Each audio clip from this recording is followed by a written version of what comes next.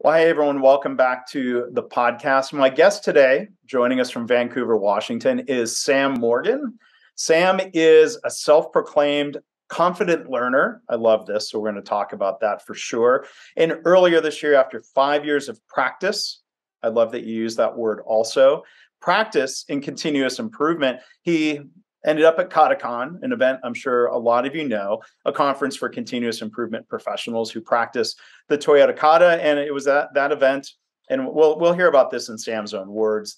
He had a powerful moment realizing he had a true passion around helping people, transforming people through coaching. And so we'll be talking about that today also. I know Sam a little bit. We've talked before, and he's been part of what I would call the learning and collaboration group. We call it Lean Communicators. And I know him as the host, as you may know as well, of the YouTube series CI in 5. So we're going to flip the tables on Sam a little bit. He has a newly launched website, www.illuminatecoach.com. So that's enough of my rambling and intro. Sam, welcome to the podcast. How are you? Great, Mark. Thanks for having me. I'm excited to be here. So it's going to be a fun discussion here today. You have a lot going on. There's a lot that you've done. And again, we're going to do a CI in 5 with you. Have you ever turned the tables on yourself in your own series?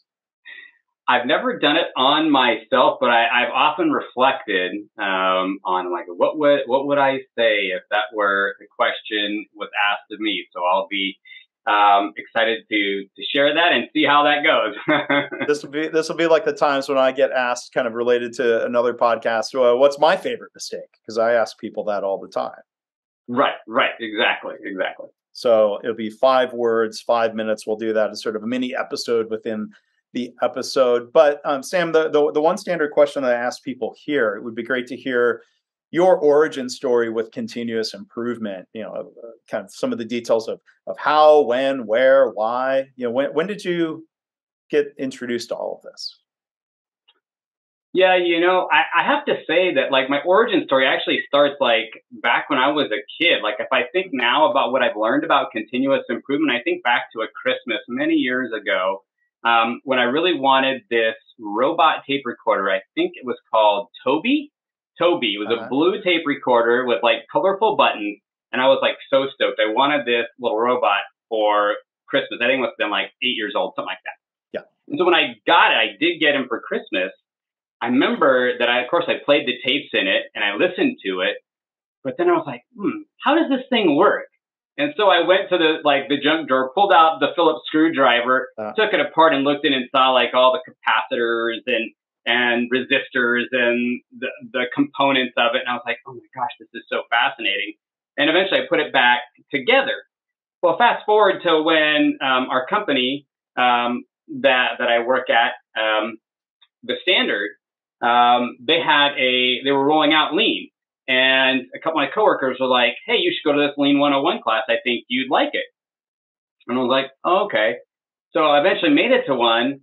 And they, did like the basics of what Lean was. And I'm like, oh my gosh, like from that one class, I started talking to the instructor afterwards. They started asking questions and I went online and started watching videos. I got books. I got into Paul Akers' 2-Second Lean. I did, I even actually started our own. We had like a deployment at our office. Like it was a whole Lean management system. And I was so excited that I talked to my manager. I was like, hey, like, these guys over here, they do this like huddle board thing. Could we like create one of our own? I had no clue what I was doing. I was just like, I see that they like do this huddle board in front of like a huddle in front of a board and they talk about their day and what's ahead, what's happened. I'm like, can we do that? And he's like, sure, why not? Let's get ahead of the curve. So I remember the first few weeks we started talking about the 8 wastes and like we put downtime up and like what wastes are we seeing and all these things. So that's where I got my start. It just resonated with who I was from back when I was like a kid to right now. And I think about those 2 pillars of continuous improvement and respect for people and like how I started learning that I'm like, this all makes sense to me why it just fits who I am. So that's like where I got started then and then how it came back to me now. And then we can talk about where I'm at now and the journey from that point to here as well. Yeah. So maybe the most important question, when you put the robot tape recorder back together, did it work? I think it did. I think it did. I think I actually got the stuff to work back together because I don't remember like tossing it away and it not working. I just remember being fascinated with being able to see the inside of like how it worked. And of course, when we do continuous improvement, we're concerned about the process and how we get the outcome that we get. And I wanted to know, how is this thing playing this tape recorder and this robot doing that? And so, yeah, it still worked as far as I remember. At least that's the story I'll tell myself, even if it did.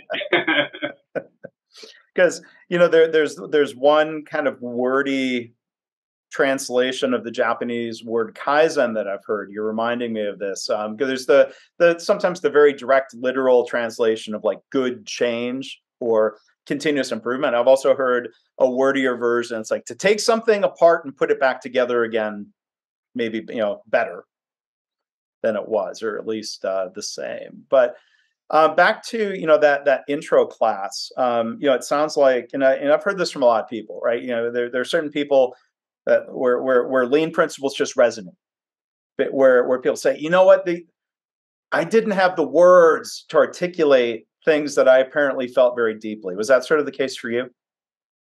Yeah, it was. Like when I started recognizing like all the processes and the tools and the principles, it was like, that's how I operate on a daily basis. I'm always looking for ways to improve things. In fact, I remember watching, when I was just kind of starting out and watching these videos from Paul Akers, and he had this one of a colleague who dressed up in an army outfit, and I was like, I'm at war with waste.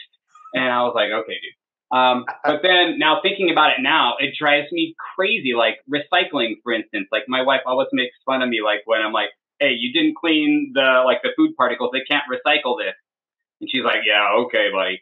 Like I can't handle waste when I see it. So now when I look back, over our marriage and just in my life, like waste bothered me. Like whenever I see waste in a process or waste period, it's like, ugh. So in that way, it's like I look back and it's just inherently like in me, like who I am. So I'm so thankful that like it found me in a way, like, and it, through that process, of course, I found my purpose and then I'm moving in this new direction. But it started with that experience. And then like finding that it really resonated with me and who I was from when I was a kid until now and going forward. Yeah. And I think it's better when we see the waste and hopefully we're in a position to do something about it. Because like as a customer of different organizations, you could see the waste, you could see it might be solvable, but you're not part of it. So in the work that you've done at the Standard, like what's an example of some waste that you saw that bothered you that you could do something about? Well, I'd say like, I think for me, what I was challenged with was that there wasn't a lot of, like sometimes, continuous improvement movements, like they take a while to jumpstart, right? And like in our area, like we had these, pieces called idea cards. And so what I would say is like the waste I noticed was like, the waste of like talent, right? Like we weren't getting those ideas like put forward. So we had these vehicles of like creating ideas for like, hey, we have this problem. We know how to solve it. We know the root cause. So we're just going to go run an experiment. And here's the expectation. Here's like what happened, those kind of things. And so a colleague of mine and I came up with this idea. Well, why don't we do a whole like kind of waste walk workshop? Well, like nobody from our Lean Center had this. Like we just kind of created it organically because we're like, well, we want to see more. We know people have these ideas. Right. Like clearly they're frustrated and they're trying things. So let's create this curriculum or this workshop so people can go through it. So basically what we did is we did just very basic primer on like the 8 wastes. But they were like, okay, let's go to your desk. Let's have somebody do a walk with you and you do 15 minutes and walk through a regular process and then go, how about this, this, and this? And they can offer you a couple of things of like, I see waste here, I see waste here, I see waste here. And then you can come up with an idea. And so what we saw after that was that we had like 20 cards before that across our operations area. And then like within a week, we had like 37. So it was just like being able to like do that and like give people that vision that like, hey, you just need to take this little bit of time and you can come up with ideas because you got them. Yeah. So that was like really, really cool to see that and go, oh, this vision that we had like actually came out the way we wanted it to be. Yeah. Yeah.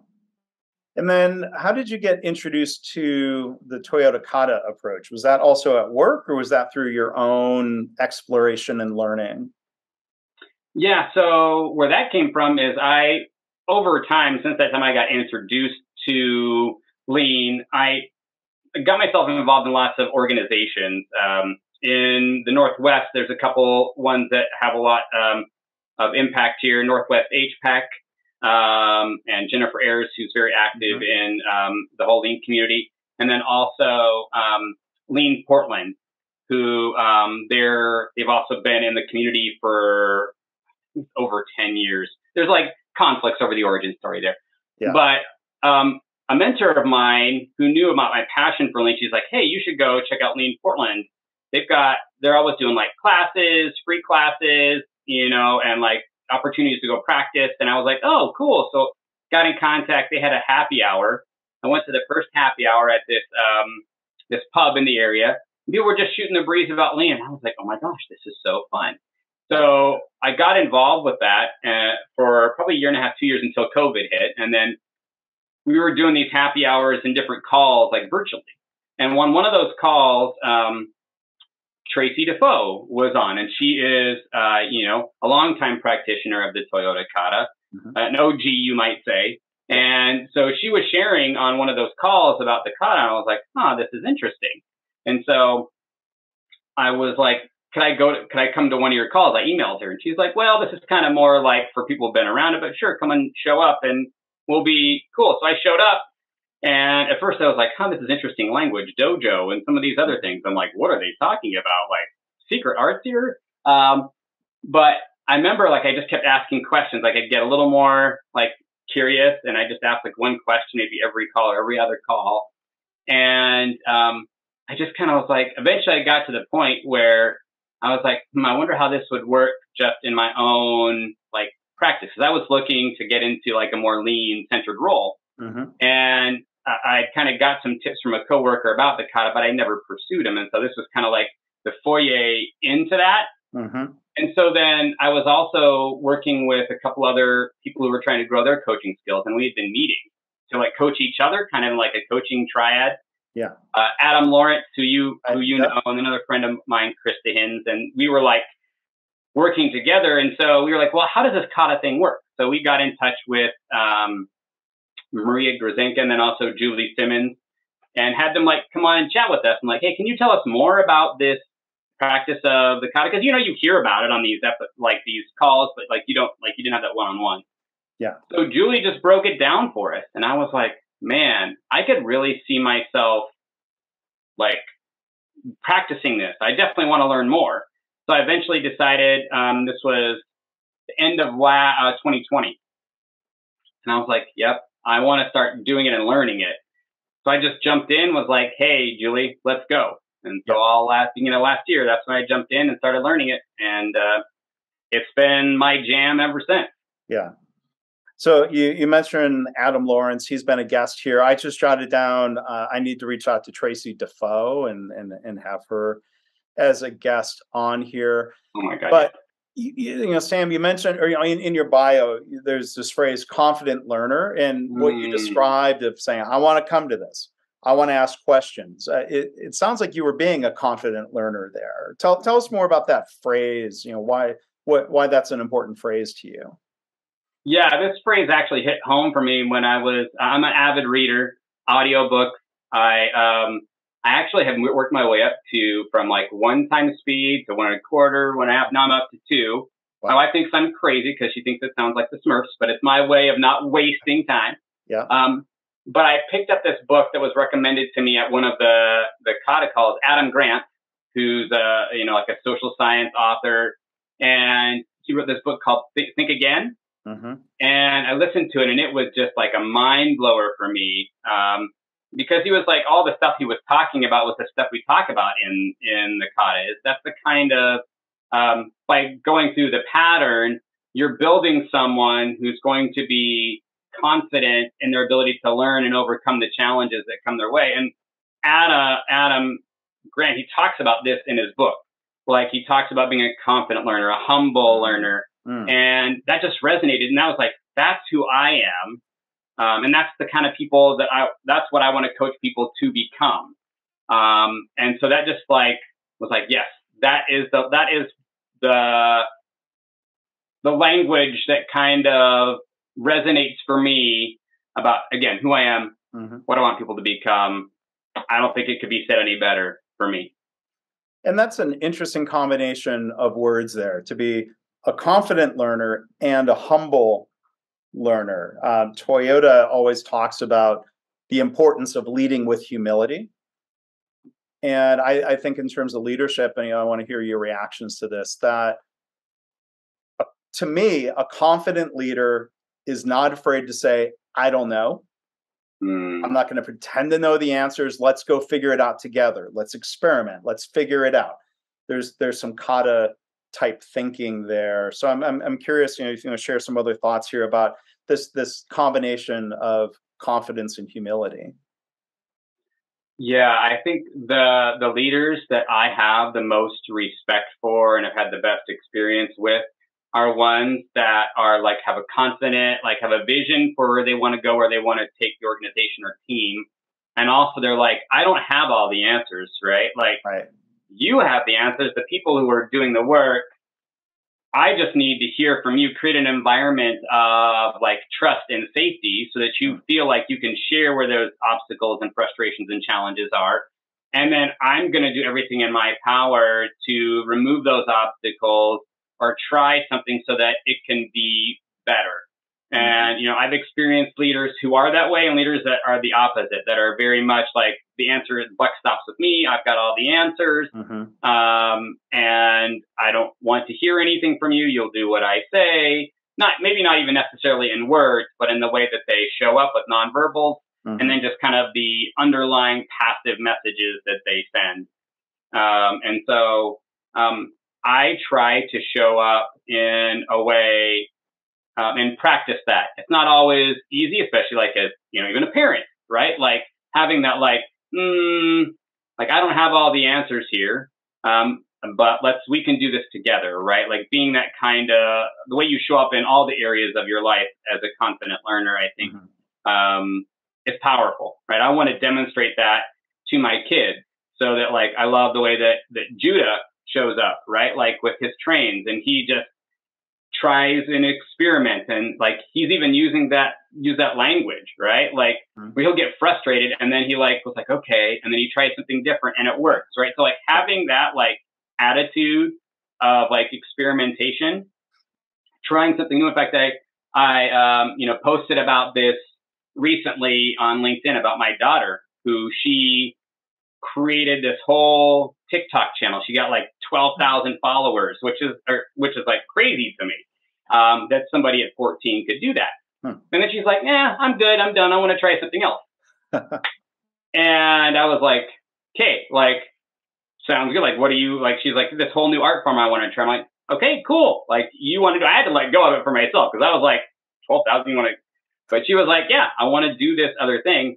And then, we started doing kind of these fun videos together, like some dance videos. Like I do these videos every Saturday where I dance and then just kind of like give some inspiration and encouragement. And she's done that a couple of times with me. And then I even have one of my followers is like, hey, Serena, you should do like a singing video. So, and she's like, all right. So she created one and we posted about that recently. And so just this whole idea of like, not just like having this, creating a space of like, confident learning and safety at work, but also like wherever we go in our communities, at home, like the people that we're around, how are we showing up, or are we showing up in such a way to create that kind of environment and culture? And I look at my kids as kind of like, it's happening here. And I'm like, that makes me like happy that they're taking that on. And I hope that continues on. I expect it will as they grow. Yeah. Hopefully there's not some sort of workplace that stifles that. I hope they can find a workplace that continues to nurture the curiosity and the willingness to experiment and to try new things. I really hope that's the case. And I hope like what what Sydney, my wife, and I are showing them about like trying new things. My wife's a consultant. She jumped off at the beginning of COVID, and here I am doing a similar thing. Like, I hope we're showing them that like this is the kind of person, like demonstrating to them, being an example of that, so that when they get into those spaces, they'll be like, this is my standard for the kind of place I want to work with. This is the kind of person I want to be. Mm-hmm. This is the kind of standard that I have. And so I'm not going to end up in a place that's like that. Ideally, I'm going to be looking for those kind of environments that cultivate that creativity and that attitude of experimentation. That's great. And you mentioned your daughter. I think you've mentioned before, she helps edit your CI-in-5 videos, right? Yeah, so I took a break for a little bit. Like, she was like, I've got school, I got these things. And now we're coming back around where she's like where I do these short, like maybe minute-long posts, maybe a couple times a week. And she came up to me like, this was probably, maybe a couple months ago. And she was like, Dad, you remember how I used to do those videos for you? And I was like, yeah. I was like, can I do that again? I'm like, sure. And, so, I pay her a little bit for every episode, and she gets the experience. And what's cool is like that had led her to create like this channel that she did on TikTok, and then now exploring all these other things, like these other creative outlets that she has. And so now she's doing mine, and I'm assuming she's going to be getting her channel up and running eventually. She'll be exploring that. So it's really cool to see that she's like embracing that, and it's cool to like offer that opportunity to her, because I mean, it helps me. Like, she can spend the time doing that, and she's learning something, and we have a way to connect too as a father and daughter. So it's like a win all the way around. And does she add the music and the different pop-up graphics and sounds, right? Yeah, so we kind of changed the software. Like, I changed a different like program that I'm using, but that's the one that the reason why I'm using this, because like she used it for her videos, and I was like, I wonder if this one could help me work better. I was like, actually, I kind of like this better than the one I used before. So now she's like, I just send her like the video, and then she knows the music, and I'm like, put the captions this way and the font this way. And then it's interesting because like we've had this whole kind of like feedback loop where she's learning like, hey, I'd like it like this. This is the kind of thing. And so she's going to have to like adjust too. And had to have this conversation of like, sitting down like, hey, you might have a customer who might want something a little bit different, and you got to be like open to changing. It doesn't have anything to do with like you. It's just like an adjustment to make. And so there's like lots of cool opportunities of learning for her even now at 14, which I feel like that's going to like build like strength and muscle and that attitude of, being open and learning for years to come. Yeah. She's learning, practicing, experimenting. That's great experience. And it makes my video seem kind of stodgy and old by comparison. I think there's no music, there's no fun graphics and sounds, but that's one thing I've enjoyed. Your videos are very energetic that way, and in addition to what you're saying and what your guests are saying. So I'll encourage people, go check those out. And here's a clue of how much Sam, dare I say, loves Lean. His YouTube channel name is Sam Loves Lean. That's right. Was that was that something where you like, oh well, yeah, let me just pick something, and then like, oh, oops, that's my name now? Well, it's funny because like years ago when I went to school, my passion was radio, still is, like radio communication, radio broadcasting. And so when I was trying to look for jobs, I was like, well, of course you needed, this was even 25 years, kind of when like emails were starting. And I was like, well, I need an email that people can like kind of be like catchy. And I was like, well, I love radio and I want to get a job in radio. So Sam Loves Radio. It's like, hey, this is this guy, Sam, who loves radio. So when I was like starting to get more passionate about Lean and then like looking for opportunities, I was like, well, why don't I just kind of use that same thing, Sam Loves Lean? Clearly, if you're a Sam out there and you love Lean, I've got that email taken. But maybe you could do Sam Loves Lean 2 or whatever your year is. But yeah, that's where that came from. It's just like I did it before with radio, and I have this passion for Lean. And so that's like the email. And then I was like, well, just make it the YouTube channel, and it was available. And so now, that's where I put, a lot of my content, and, some of that will obviously go on my website and stuff. So if folks want to check some of that out, there'll be a few little snippets. The whole kit and caboodle is right there. So Sam's email also then is samloveslean@gmail.com. I've been fortunate. I can usually grab M. Graven or Mark Graven as a username or an email. Sam Morgan, yeah, you would be Sam Morgan 1413X9 or something, yeah, right? Yeah, yeah. And actually, with my new business, I've got that. Like, which I was surprised. Like, I was able to get an email for my business, Illuminate Coach Sam. And so now that's where I'm like, as I'm jumping off into this new adventure, I'm kind of like switching. In fact, my wife is like, how many emails do you have? That's the running joke in here. Like, I've got like 6 different emails. She's like, so I should be practicing what I preach around my like emails and all those things. I've got like 6. So we're gonna have to like pare those down. I've got multiple email addresses and they all flow into the same place. So it doesn't really matter, but, hopefully your wife wants you to have one that says samlovesme@gmail.com.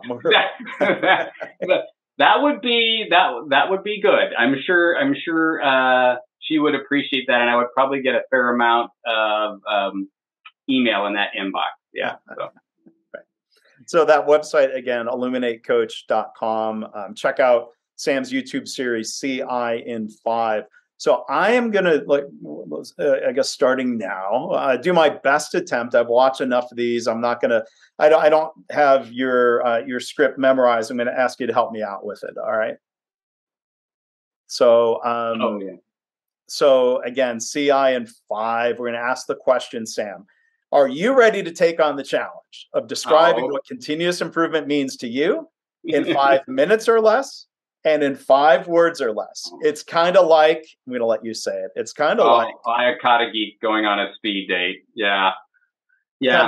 Kind of wild, right? Or what we kind of. Yeah. And actually, it's interesting thing is like I'm reframing that post, but now that open and close, but maybe down the road we'll revisit that whole idea, because I'm getting other folks on there outside of kind of like the continuous improvement community, like coaches and other folks who have like, because we do continuous improvement in all different areas of life, right? And so it's great to hear that. So anyway, yeah. So that has been the opening, but as Sam always says, this is going to be good. Yeah, right. Let's do this, right? Oh, right. Yeah. So my CI in 5 would be confident learning. For all, I suppose, because that's what you got 4 words there. Confident learning for all. There we go. Because that's what I want for people, and I feel like my mission is to be a light. That's my purpose, right? And I want people to understand and know and believe in their value. And if working, ideally, I want people, whether working with me or anybody else, to really develop and grow that, because I really believe you can grow that and do it through practice, right? By regular practice of doing experiments, you're going to learn that if you don't have to be afraid to fail. There's not a failure. It's just a learning. So it's just trying an experiment, seeing what you expect, what happens, and what do you learn, and then taking that learning and adjusting. And there's so much more to it, of course, but that's like the basics of it. So confident learning for everybody. Yeah. When you're trying to help people, and you talked about building confidence, whether it's through the practice of Kata, and gosh, I love hearing that word practice. That resonates, with me. We're all practicing this. Do you have, this is a bit of a leading question, but I'll ask it this way anyway. Like, do you help people start small?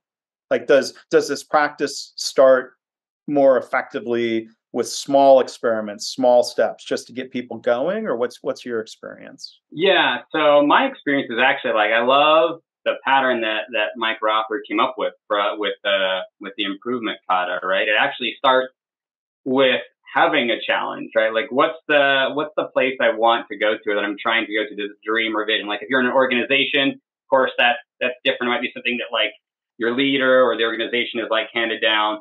But like personally, what I like to do is like get someone very clear on what's the vision you want to get to in 3 months, 6 months, whatever it might be.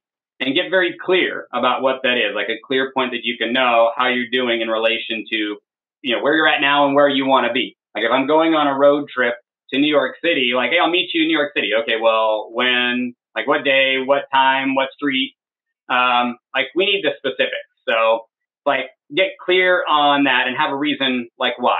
And that should be aligning with, your purpose, right? Like you should have a clear purpose and that would align with that.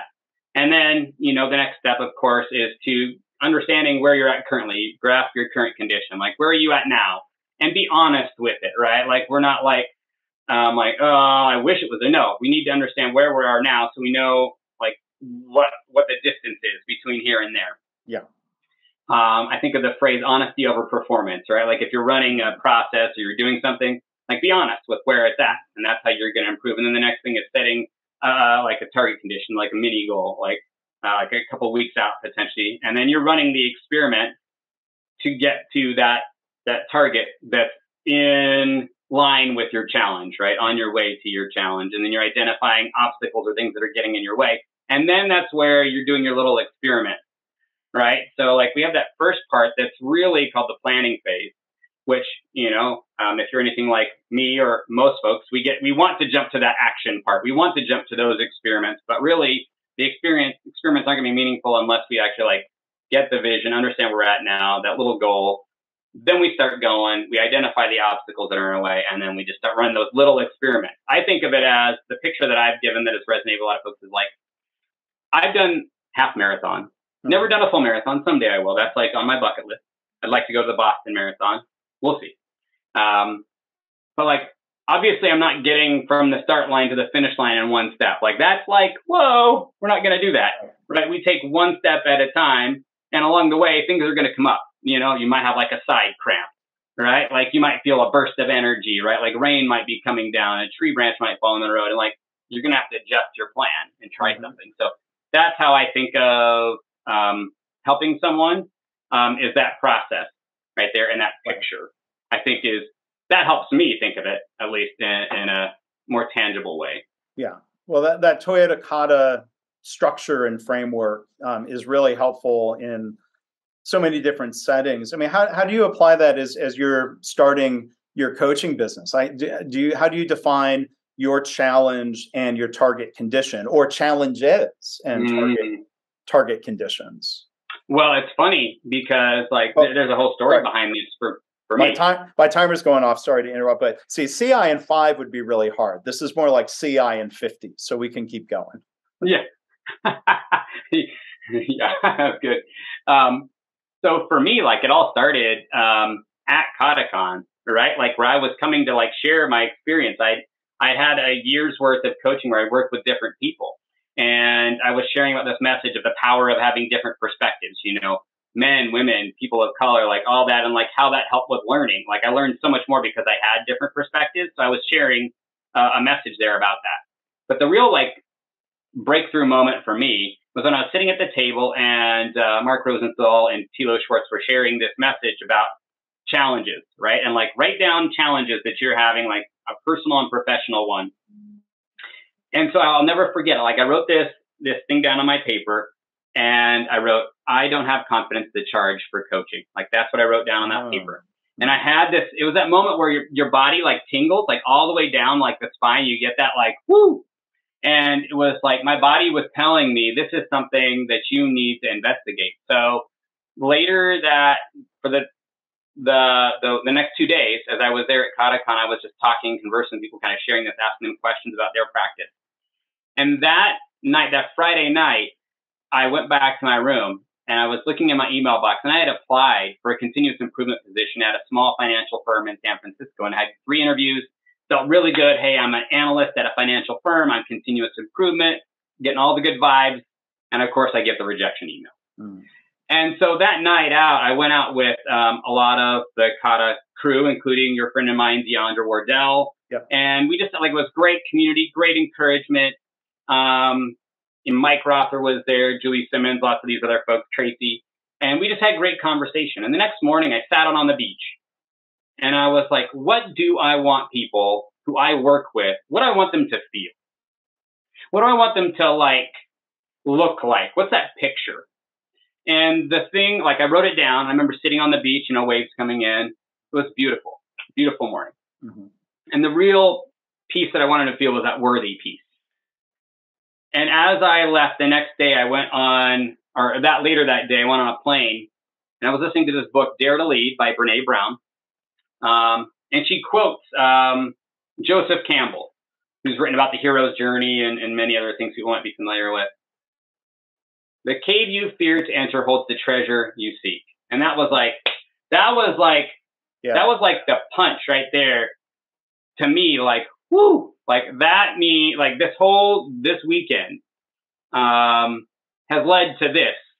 And I need to enter that cave. Like I've got all this fear coming up about like, asking all these questions, like, can I do it? So I knew right then and there, I had to pursue this. Like coaching, that's what I'm supposed to be doing. Mm. And so I came home, shared that with my wife, Sydney, and was like, I need to do this. And I want a coach to help me move out into that space.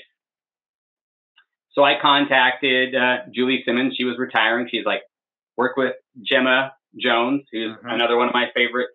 And so we started working together. And I set a challenge for myself. I want to have, by July 18th, I want to have like a process for I want to know clearly what my strengths are, who my customers are, and like have a consistent process for reaching out to people and have 2 clients like by then so that I can like jump off on my own.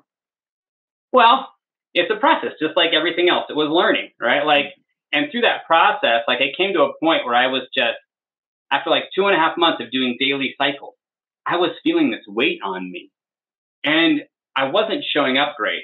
Like I just wasn't feeling good physically. Like I was doing all these experiments, trying to figure out how to show up on LinkedIn, trying to do all these things.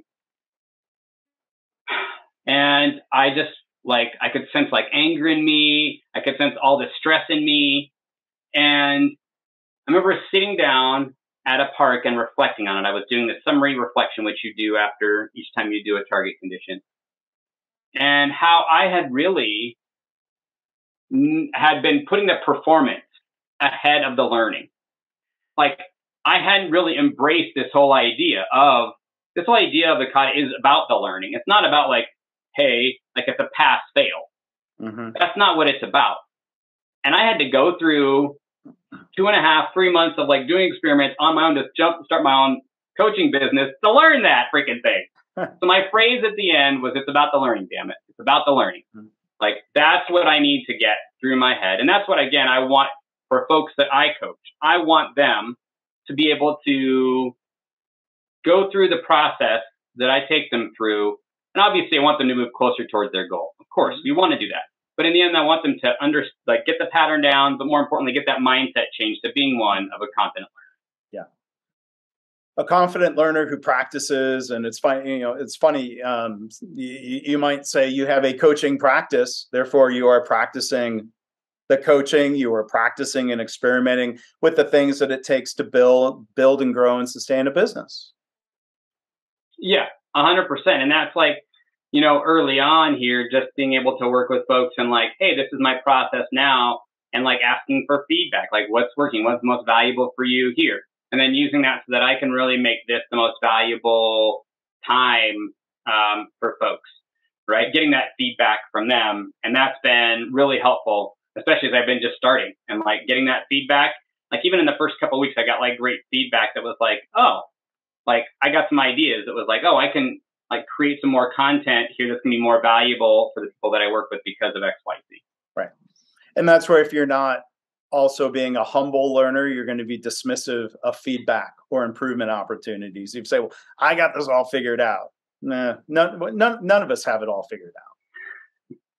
No, and that's it. Like being humble, I think being confident and humble. And I think that like a confident learner is humble. I feel like, cause you can't be someone who's learning. Like you're not going to be a learner if you're arrogant.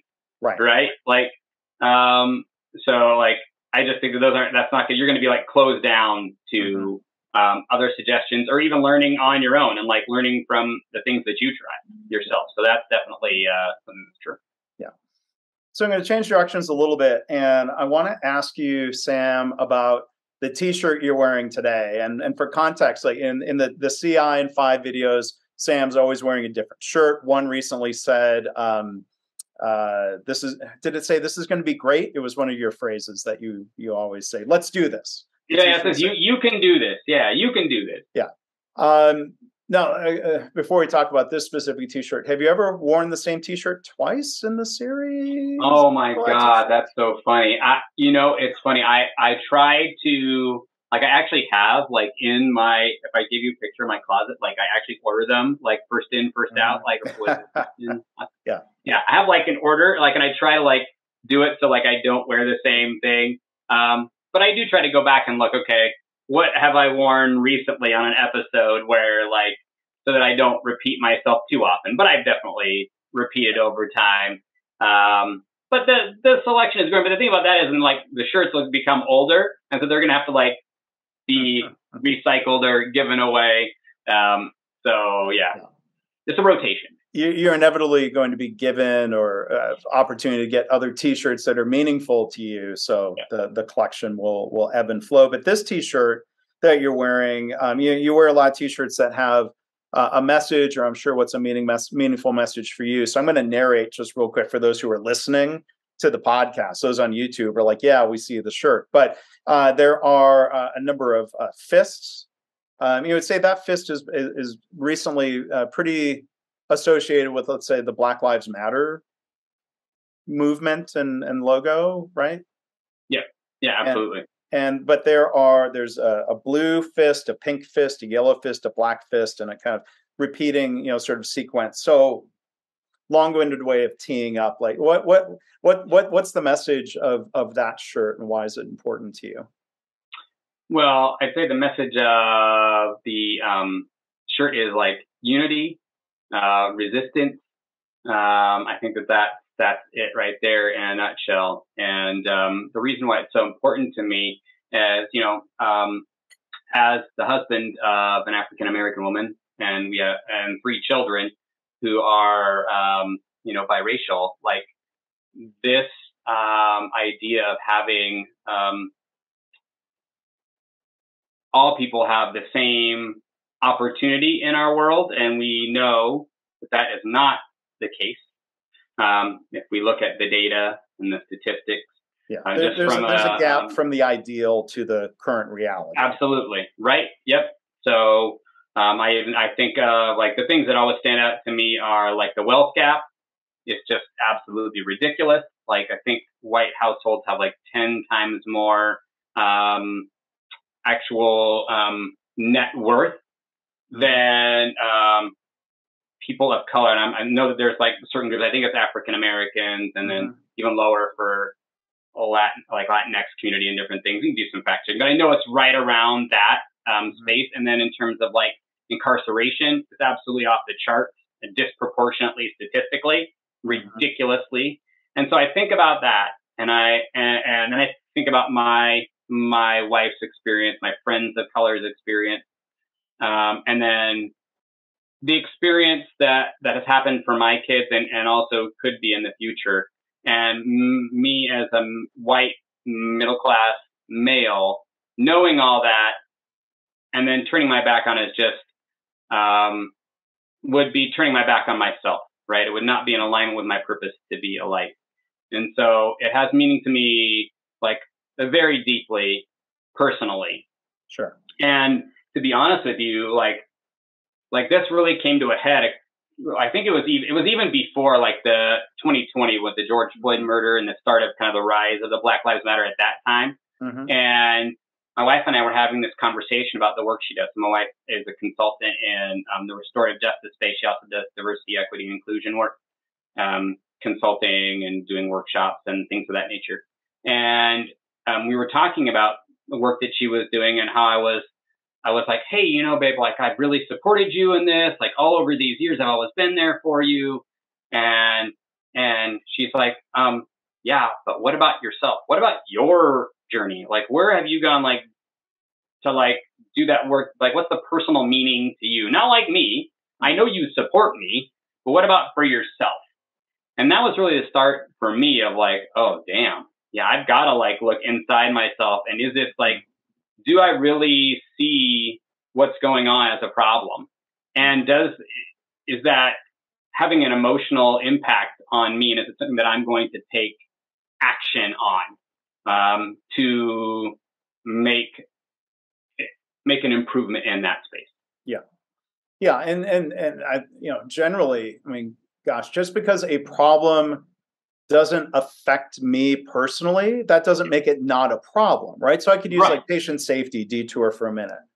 The fact that I have not been harmed or killed by a medical error doesn't mean medical error doesn't exist. And these are systemic medical errors that happen across countries, different countries. So the fact that racism and other forms of discrimination don't affect me, I can't deny that they exist. I haven't lived through that. Yeah. But I need to learn more from people who have and not be in denial of it. And I think that circles around to kind of the beginning of our conversation where we talk about like what resonated for me around Lean was obviously the continuous improvement, but the respect for people. And as practitioners of, continuous improvement and Lean, like I would challenge anyone who practices that and calls himself a practitioner and doesn't do the respect for people piece. Like, oh yeah, I did all these like cool things to improve this process, but you leave the people out of it. And like, even like thinking about these issues, like, help me understand how you can like basically align those two things. Like I'm a Lean practitioner, but these things that people are saying, like the voice of the customer, the people who are experiencing it, that's actually not valid. That'd be like saying to your customers, like, hey, like all those defects that you saw in our product, like actually that's just that's your experience. Like that's not, I'm not like, it's been all fine for me. Like there's no problem. Stop like, exaggerating about these defects. Yeah. What's your problem? Right. So I think for me, that's like where I get challenges is like seeing practitioners who like say this and then do this other thing, like their attitude is different. It doesn't seem to me to be in alignment with the values that they espouse. So that's a challenge for me when I see that. Well, there's the phrase respect for people, respect for humanity. The Shingo Institute, the Shingo model says in a more active way, respect each individual. Or the word might be every, but same idea, like actively respecting. And I appreciate what you said about figuring out what you can do. And that challenges me to think more about what I can do. And so one thing I want to ask you about, and I preface it by saying, I will admit, if you look back across the 16-year history of this podcast, there's a representation gap. And I've tried to be better about this. I've been more intentional about it with the My Favorite Mistake podcast of making sure, half my guests are women and that there's, proportional representation, guests who are people of color. And so I appreciate, if not admire, one thing you've talked about in our Lean Communicators group meetings of what you've done recently with the CI and 5 podcast in terms of who you're inviting. Can you share with us a little bit about that? Yeah. So, early on, probably after the first maybe 10, features that I did with that, and I was talking with my wife, about this, and we were talking about some of these challenges. It was right around this time of, it was these conversations about, diversity, equity, and inclusion, the Black Lives Matter, like those kind of conversations were surfacing. And we were having those conversations before, but like they were kind of surfacing even more. And I remember we were going on this walk one day. It was like May 2020, I think, somewhere around that time. I remember that's when we were doing these walks. And she was like, well, you're talking about all these like things, like but how are you taking and like being intentional about this in your, the things that you're doing in your practice and your, the way that you're showing up and, you know, at work and social media and those kind of things. And I was like, yeah, you're right. Like, how can I do that? And I started thinking about, well, why couldn't I be intentional about that in the CI and 5 videos? So at that point in time, I was like, I want to make this be about like those women, like women of color, especially because when you look on stage, like who do you see at these Lean conferences? Like we know who we see. Do we see a 50-50 split of women and men? Do we see a proportional, like a folks of color, LGBTQ, neurodiverse? Do we see these different communities represented so we can get these different perspectives? And you know, the answer we know is no, we do not. And so how can I myself have an impact on that? Like, you know, like in my world, in my sphere, like obviously I'm not changing the whole thing, but like what can I do in my world to do that? So I was very intentional for like, I don't even know how many episodes to just like focus on women of color. And now, and just have exclusively those, because I was like, I want to give those women a voice as best as I can. Now, over time, as I've kind of moving into this space and engaging with different folks in different communities, it's giving folks who have like maybe like who are in underrepresented groups. Like I had a gentleman on recently who was in like the autism community, and then having other folks who are in underrepresented communities, like folks who do that maybe live on a different continent that have like some other organizations that don't get as much light shed on them. Like that's what I want to do, is shine light on those communities and needs that aren't like typically like ones that are going to get all the public attention, but are worthy of that attention. And so then that's what's like kind of started that movement in me, is to like be intentional at shining light on people that don't normally have that light shown on them. And that's great. And you know, and it goes to show, and whether we're hiring or finding guests for podcasts, so like getting outside of our network of people. If people complain, I can't find candidates who are women, or I can't find Black candidates, or like I know someone on LinkedIn who was tired. She was tired of hearing people complain, I can't find Black speakers. So what did she do? She created a website that's a directory of, guess what? Black speakers. Right. So you can go and like people can make it easier. Putting in the effort is worthwhile. Right. So again, like I preface this, I'm not trying to seem defensive. I'm not perfect on these things. But so finding guests for my favorite mistake, my potential guests are basically the world. Right. So it's not harder. I mean, I can make the effort of finding a representative group of guests. One thing that's, I think, a bit of a challenge in the Lean community, and when we talk about this, you've touched on this, there aren't a lot of Black faces, people of color on stage. But even look around when you're in the attendees, there are not a lot of Black people in attendance. Our friend Deandra Wardell has reflected and shared many times she might be the only Black woman at the event altogether, and that makes me pause, because I that's not anything close to an experience I've always had. So as we try to figure out, and I'm going to try to frame it as a question. I'm rambling here, but when we look at, let's say, systemic causes of patient harm, we could think of systemic causes of inequity. We could use the term systemic racism. People get upset and say, well, acknowledging that there is systemic racism does not mean the people running these Lean events are quote unquote racist. Right. But there are systemic barriers to more representation. So this is it's a difficult question to answer, but I'm curious, what are your thoughts around how we could look to systemic causes without blaming individuals and try to find some systemic countermeasures? Yeah, I think this is question that I asked, like when I went to KataCon, right? And I shared about the power of like perspectives and asking people like, hey, let's not, like when I finished, I was like, this isn't just like, oh, a nice philosophical question. Let's like, now we'll go pat each other on the back, have a night, have a beer, and then let's leave. No, this is actual like, where do we go from here question, right? Like, what is a little step we can do from here?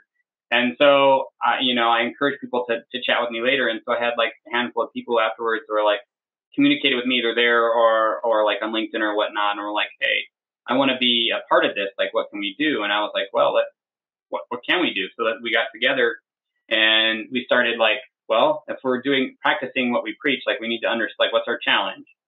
Where are we at now? Like, what do we want it to be like? So over the last, you know, few months, we've been meeting on a semi-regular basis, like just like reviewing those things. And then like, what are the ways that we can, build a community that's more like welcoming and accepting, for folks in those underrepresented communities, whether it's, you know, people of color in the LGBTQ, neurodiverse, whatever it might be. And, you know, folks with disabilities, visual or physical or otherwise, like how can we create a space where those folks feel welcome so that they will show up on a regular basis in like specifically like in our community, in the Kata community, but like you can take that more broadly. So we've been working on that challenge to try to understand like currently like sending out, like we want to have these little community meetings, like sending out a survey of like to get an understanding, like what's our demographic, like here, so we can go from here. We want it to be like this. Here's where it is. And then like, we're going to be taking like little steps to like help us, hopefully see a change in our community groups. We'll see more women of color, people of these different underrepresented groups show up. So it's just like practicing what we preach, right? Like on the challenge itself, and then take little steps to do it. Because we're not going to like turn it overnight, but we will make a change if we're intentional with it. Right.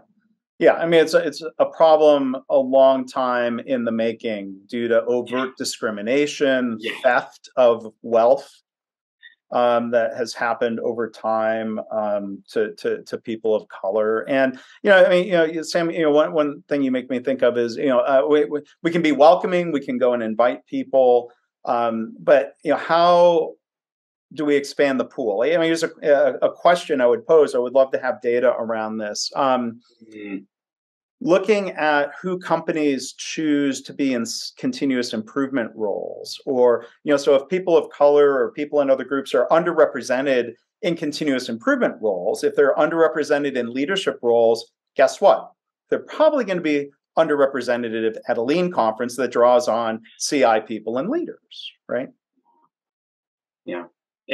It's really, it's kind of like a sad scenario. And to your point, like, how can we make that, where can we find the folks? Because to your point, like, it's not like people aren't out there looking for opportunities or like they don't want to be in these roles, right? So where are they, like, and why are we not going to where they're at? Why aren't we being intentional with doing it? And like that, I mean, that obviously takes more looking at from specific organizations, like, and you know, why that's happening. But yeah, the question remains.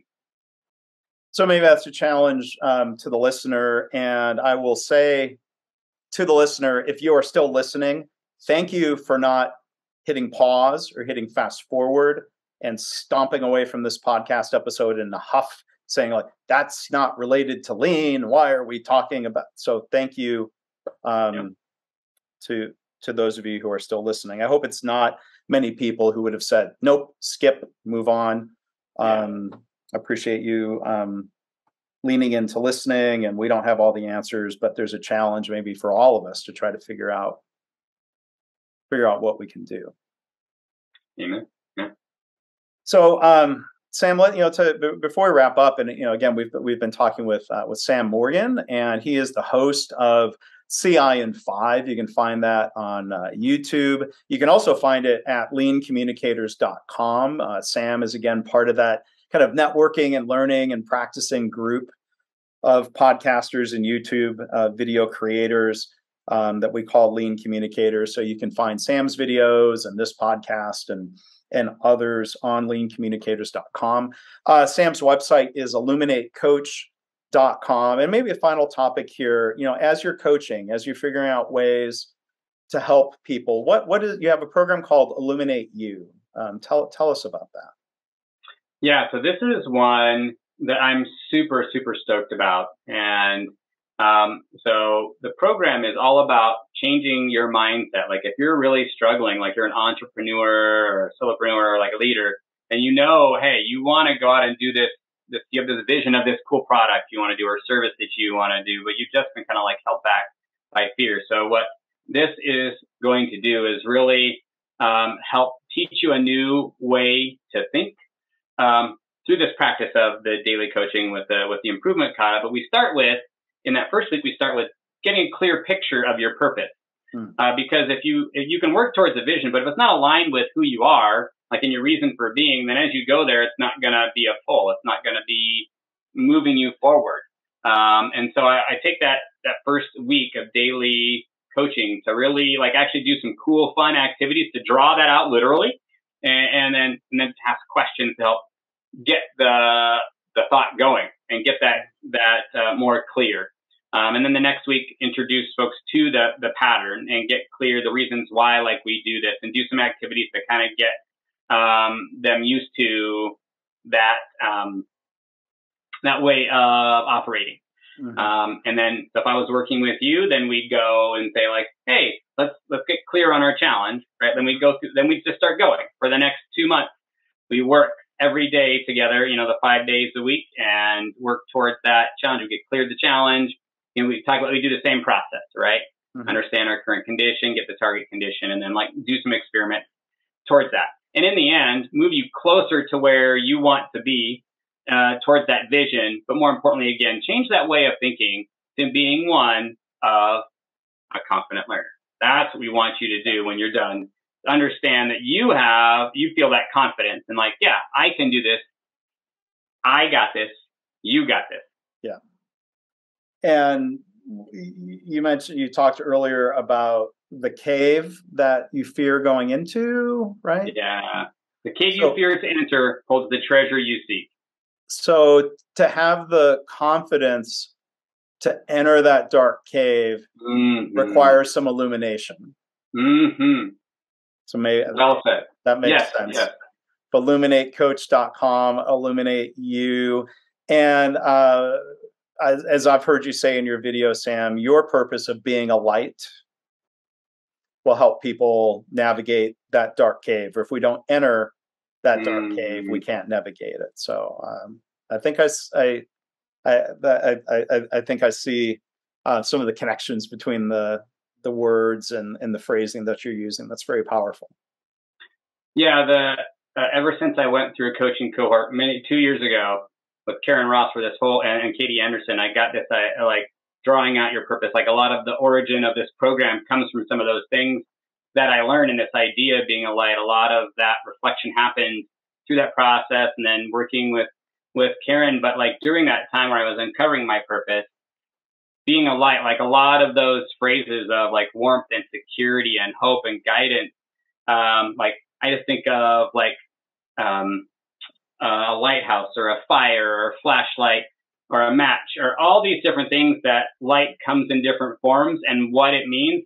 Like as I show up as a coach, that's how I want the people that I work with to feel. Sometimes it's going to be the fire, that passion. Sometimes it's going to be like that lighthouse, like hope. Sometimes it's going to be like a flashlight, like there's going to be guidance right along the way. But all in all, like I definitely want to be that light so that they, like you said, I think you said it beautifully, so that they can feel like they can walk into that cave and not necessarily not feel fear, but feel confident enough that I can make it through to that next step. Right. And it's going to be okay. Facing the fear as opposed to hoping the fear magically goes away. That's very helpful idea there. So again, we've been joined today by Sam Morgan. Sam loves lean. So look on YouTube, Sam Loves Lean. His email again is samloveslean@gmail.com, and check out his website, illuminatecoach.com. So Sam, thank you for being a guest here today on CI in 60. I think CI in 60-ish. Yeah. Yeah. And so just a note too, like because I'm moving out into this new space, like I've got a new email. So that illuminatecoachsam at gmail.com is the best way to go to get in touch. But of course, you can always LinkedIn. I'm there every day, so you can certainly feel free message me there, and I'd be happy to chat. Come check out the fun videos, inspirational, informational. Like I love the community there. It's a wonderful place. Like I've met so many cool people there. So yeah, and it's been great to be here with you today, Mark. You were one of the many great friends and folks that I've met there along this journey over the last few years, and I feel very blessed to have this opportunity to chat with you today. And then every single person, I take it as an honor. Anytime anybody takes like a moment to comment or watch a post or listen to this, there is literally an infinite number of things, minus this one thing you're doing right now that you could be doing, but somehow you chose to listen to these two goofy white guys right here, or to watch this goofy guy or read his post. So I feel like honored and blessed when people do that. Well, thank you. And I've really appreciated and enjoyed getting to know you the last couple of years through the Lean Communicators group and otherwise. So again, thank you. Thank you so much for being a guest here. Thanks, Mark. Appreciate it.